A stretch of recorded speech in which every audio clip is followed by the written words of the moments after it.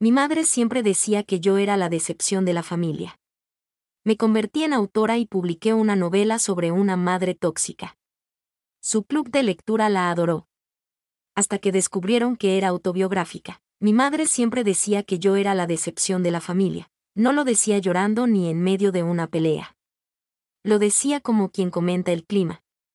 Mi hijo mayor es abogado, mi hija menor da clases de ballet, y Clara, bueno. Clara escribe cositas.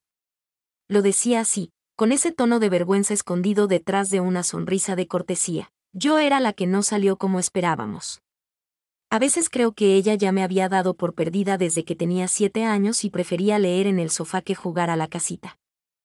A los 10, cuando gané un concurso escolar por una historia sobre una niña que quería ser invisible, lo único que dijo fue, «¡Qué historia tan rara, hija! ¿No podías escribir sobre algo más bonito?». Tenía 14 cuando me regaló una agenda en blanco por Navidad. En la primera página había escrito con su caligrafía perfecta, «Para que organices mejor tus ideas y tu vida». Esa era mi madre, capaz de convertir un regalo en una crítica velada. Yo aprendí pronto a hablar bajito en casa. A no hacer ruido.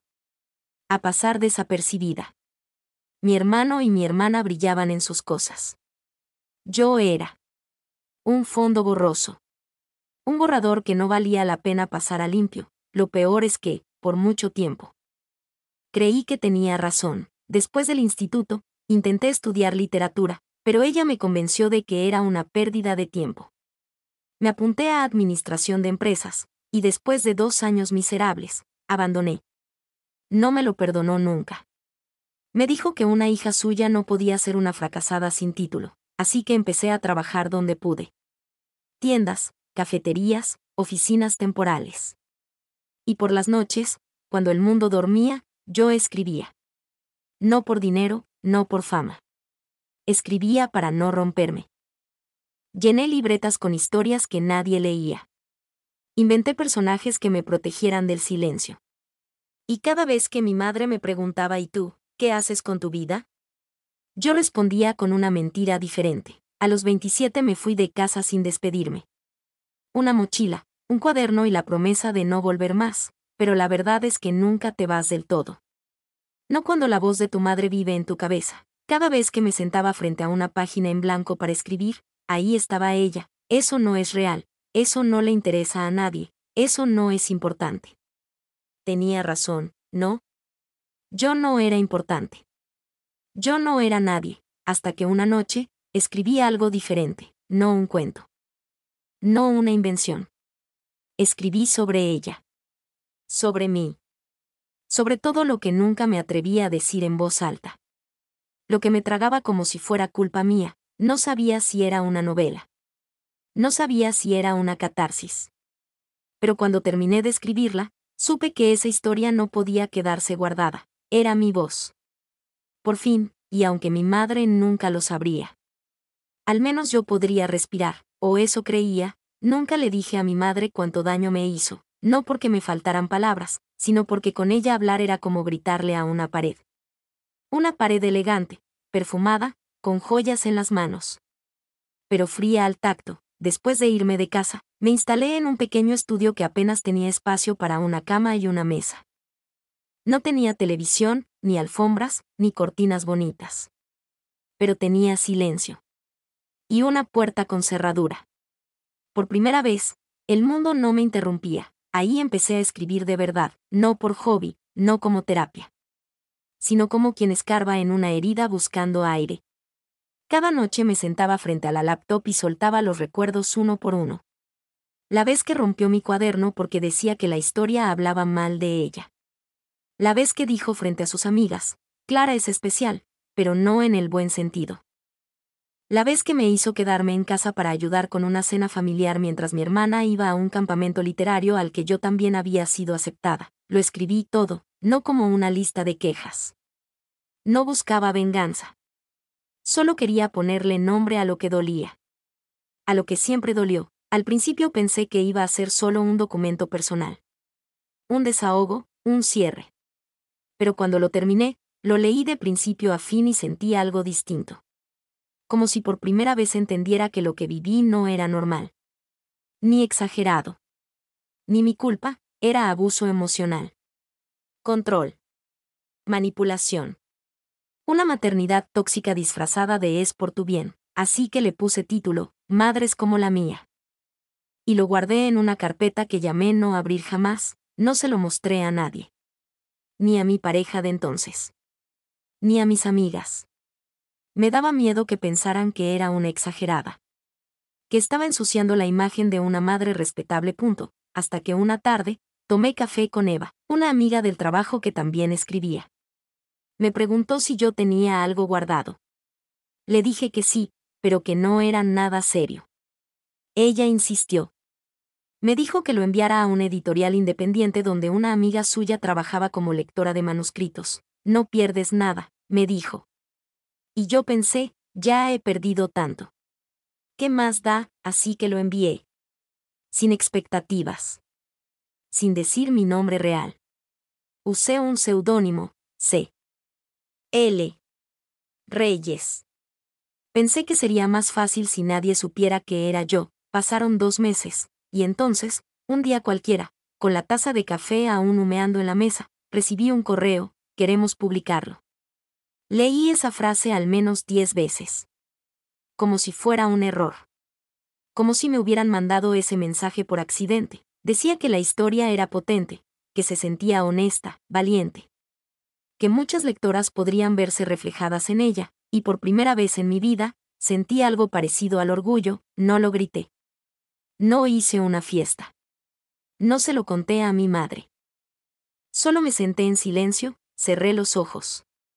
Y lloré, no de tristeza. Lloré por todo lo que nunca dije, y por todo lo que, finalmente, estaba a punto de decirle al mundo. Nunca imaginé que algo tan mío se volvería tan de todos. Después del correo de la editorial, pasé días enteros dudando si había hecho bien. Había algo profundamente aterrador en la idea de que personas desconocidas leyeran mi historia, mis heridas, mi versión de ella, pero también sentí alivio. Como si, al compartirlo, el peso ya no fuera solo mío. La editorial fue pequeña pero muy profesional. Me enviaron sugerencias de corrección, me preguntaron si quería cambiar nombres, lugares, si prefería suavizar algunos episodios. No. No quería suavizar nada.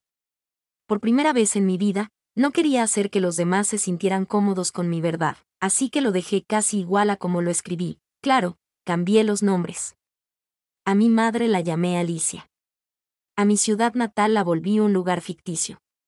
Pero la esencia seguía ahí, la voz de una hija silenciada por años que, finalmente, decidía hablar. Un par de meses después, el libro salió. Tapas negras, título sencillo, Madres como la mía. Firmado por C.L. Reyes, no hubo evento de lanzamiento, ni entrevistas, ni apariciones públicas. No quería exponerme. Me bastaba con saber que estaba en el mundo. Que alguien, en algún lugar, podía leerlo y entender que no estaba sola. Al principio no pasó nada. Una venta aquí, otra allá. Un comentario tímido en redes sociales de alguien que decía, esta historia me dolió. Gracias por escribirla. Pero luego, algo cambió. Una influencer de libros lo recomendó como una novela honesta y devastadora sobre maternidades dañinas. De ahí, todo se desató. El libro empezó a circular en grupos de lectura. Las lectoras compartían frases subrayadas, anécdotas personales, incluso confesiones. Mi historia ya no era solo mía. Era de todas. Y entonces, una tarde cualquiera, mi tía Rosa me mandó una foto por WhatsApp. Era una imagen algo borrosa de una mesa larga, llena de mujeres sonrientes. En el centro, varios ejemplares de madres como la mía. Y al lado derecho, mi madre. Sonriendo. Sosteniendo el libro como si fuera suyo, sentí un escalofrío, no podía ser. Ella leyendo ese libro, mi tía escribió, tu madre lo propuso para el club de lectura. Está encantada. Encantada. Con su propia disección literaria. Con el retrato de su crueldad disfrazado de ficción, me reí. No sé si fue nervios, ironía o simplemente incredulidad. Mi madre, que jamás apoyó mis escritos, ahora amaba una novela donde, sin saberlo, ella era el personaje más oscuro, durante días no supe qué pensar. Parte de mí sentía vértigo. Otra parte, una especie de justicia poética, y entonces, como si la vida quisiera darme el último empujón, recibí una captura de pantalla, un comentario en el grupo privado del club: este libro es fuerte. Me hace cuestionarme muchas cosas. ¿Qué tipo de madre haría eso? Y justo debajo, la respuesta de mi madre, una mujer enferma. Gracias a Dios, yo no soy así.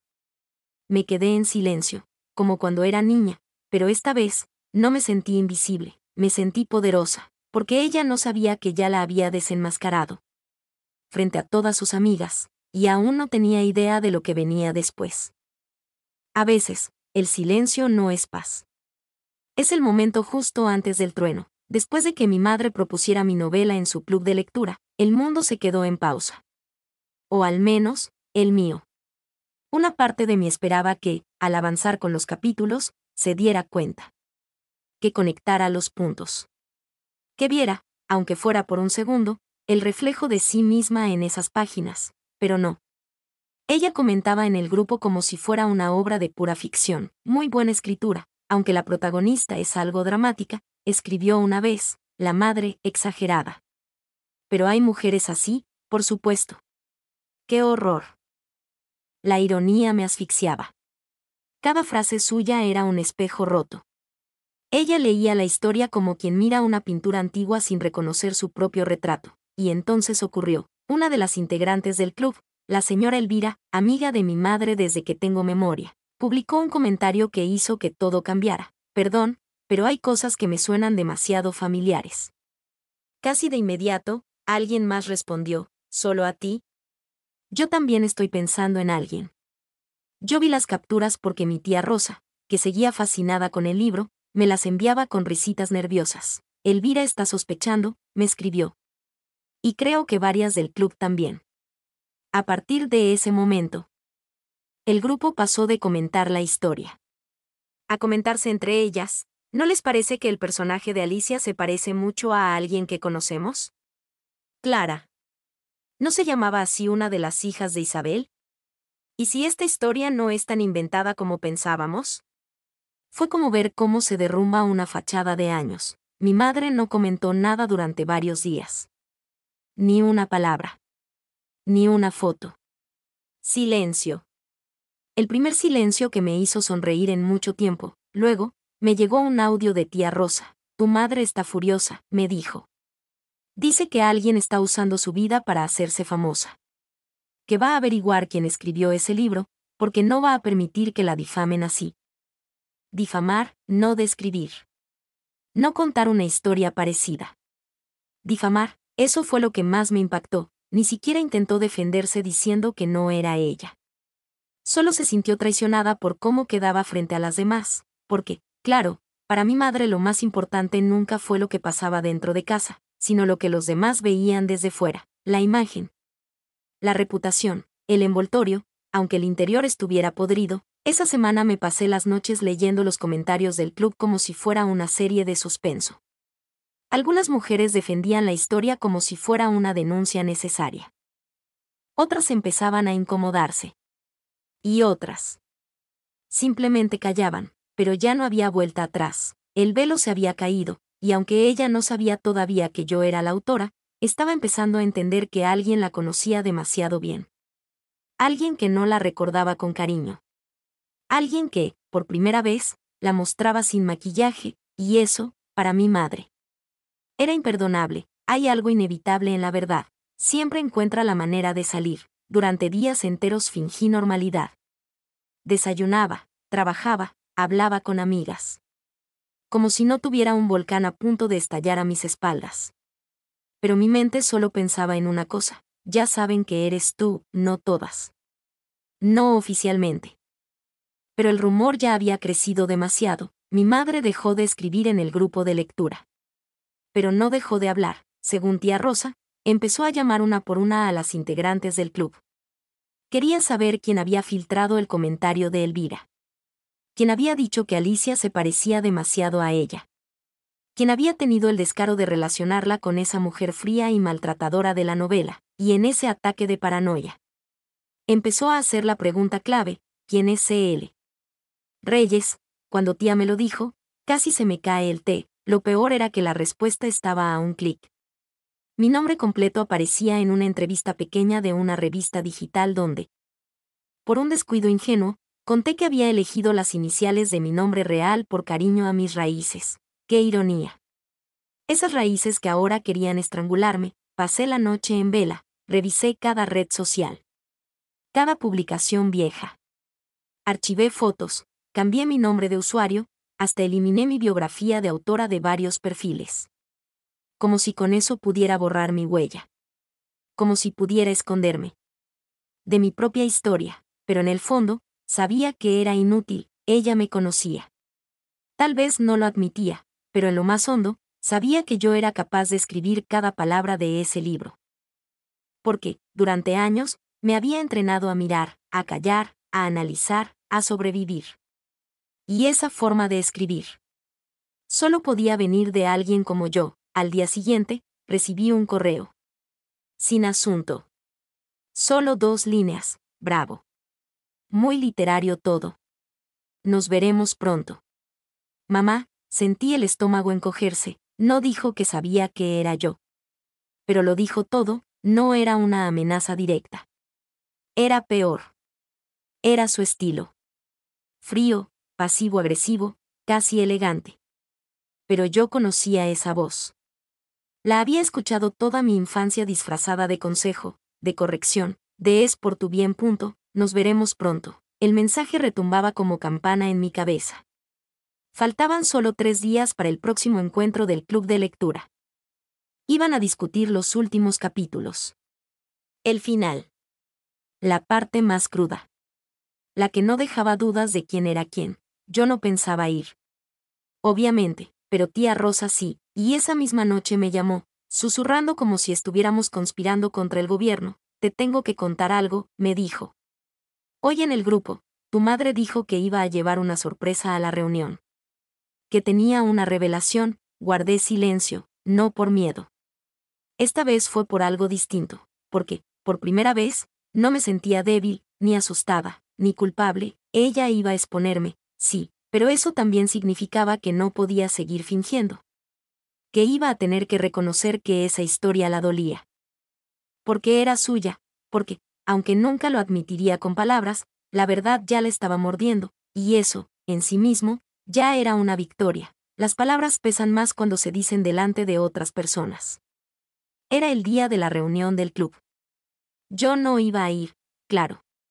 No porque tuviera miedo, sino porque ya había dicho todo lo que tenía que decir. Página por página, me quedé en casa, tomando té frente a la ventana. Fingiendo calma, mientras tía Rosa me mandaba mensajes como si narrara una película en tiempo real. Ya llegó tu madre, trajo un sobre. No dijo nada aún. Están comentando el capítulo final. La parte donde la hija decide irse de casa para siempre, esa escena. Esa fue real. No fue un adorno literario. Fue la última vez que crucé la puerta de la casa de mi infancia con mi maleta en la mano y los ojos secos. Fue el día en que entendí que a veces hay que huir para poder respirar, y ahora, todas ellas estaban escuchando esa historia sin saber que el final era también un principio para mí. Otro mensaje. Tu madre pidió la palabra. Me levanté del sofá. Caminé de un lado al otro como si la habitación fuera una jaula, y luego, otro mensaje, solo 2 palabras. Te nombró. Me quedé helada. Tía Rosa, que siempre ha sido directa. Me mandó un audio sin música, sin pausas, sin filtros. Tu madre dijo que descubrió quién escribió el libro. Que la autora es su propia hija. Que está dolida. Que no entiende cómo alguien puede inventar cosas tan feas para atacar a su propia madre. Inventar. Claro, otra vez la misma palabra que repite desde que tengo memoria. Eso no pasó así. Según ella, nada fue tan grave. Nada fue para tanto. Todo lo hizo por mi bien. Todo era educación, corrección, amor firme, pero si era amor, ¿por qué me sentía como una sombra dentro de mi propia casa? Las mujeres del club estaban en shock. Algunas, en silencio. Otras, incómodas. Y según tía, hubo una que se atrevió a decir: Isabel. Si la historia duele tanto, Quizás es porque algo de verdad tiene. Mi madre no respondió. Guardó el sobre. No mostró pruebas. No gritó. No lloró, solo se levantó, agarró su cartera y se fue, así, sin escándalo, sin disculpas, como si el silencio fuera su escudo, y yo me quedé ahí, mirando el celular. No sentí victoria. No sentí alivio. Sentí una mezcla rara de tristeza y descanso, porque la verdad salió. Porque ya no había máscara que sostener. Porque ahora ella sabía que no podía controlarlo todo, la historia estaba publicada, leída, comentada, aplaudida. Y ya no era mía, era de todas las que alguna vez sintieron que no podían hablar, de todas las que crecieron con una madre que solo sabía amar con condiciones. Esa noche, por primera vez en años, dormí profundamente. No porque todo estuviera bien, sino porque ya no tenía que fingir que lo estaba, ya no quedaba nada por decir. La reunión del club terminó, y mi madre no apareció durante los días siguientes. Al principio, pensé que había pasado algo. Tal vez se había ido a visitar a una amiga o estaba procesando lo que había sucedido. Pero después de unas semanas sin noticias, me di cuenta de que, por fin, había dejado de intentar imponer su presencia. ¿Sabes lo que se siente cuando dejas de esperar algo de alguien? Es como si finalmente pudieras respirar. Como si hubieras estado sumergida bajo el agua durante años y, por fin, te dieran aire. Las mujeres del club siguieron comentando sobre el libro. Algunos miembros estaban divididos. Unos la aclamaban por la valentía de contar una historia tan personal. Otros la criticaban por ser demasiado realista, como si eso fuera un pecado. Pero lo que más me impactó fue un mensaje que recibí de Elvira, quien fue la primera en poner en duda la autenticidad de la historia. He estado pensando mucho sobre todo esto. Quizás tu madre no es tan mala como parece. Tal vez lo hizo por amor. Pero hay algo en ti que brilla. La forma en que escribes, esa honestidad brutal. Eso no lo aprendí de ella. Eso es tuyo.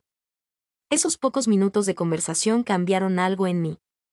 Durante tanto tiempo, me había creído que mi vida era solo una sombra de lo que me habían enseñado.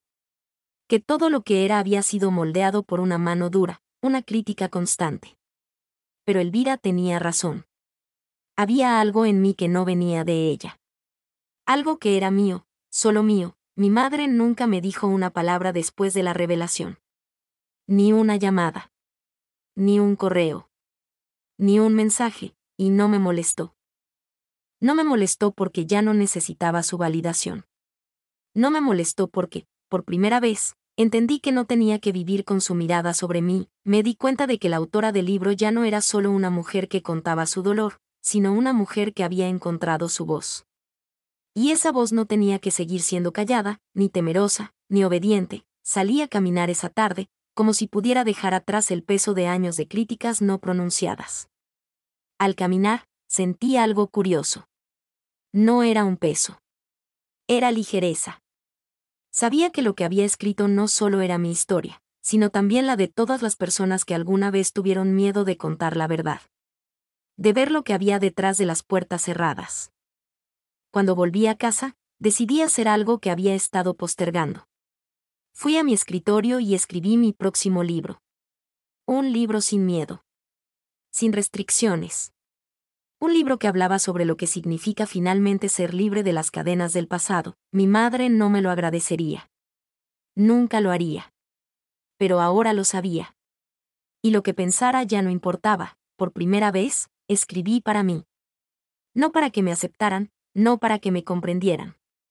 Escribí para que el mundo supiera que yo, finalmente, estaba lista para vivir mi vida como la protagonista. Sin miedo, la autora ya no era un reflejo del pasado, era la voz del presente, y esa voz se alzaba sin pedir perdón. Si te gustan las historias tanto como a mí, no olvides suscribirte y activar la campanita para no perderte ninguna. Nos vemos en la próxima historia.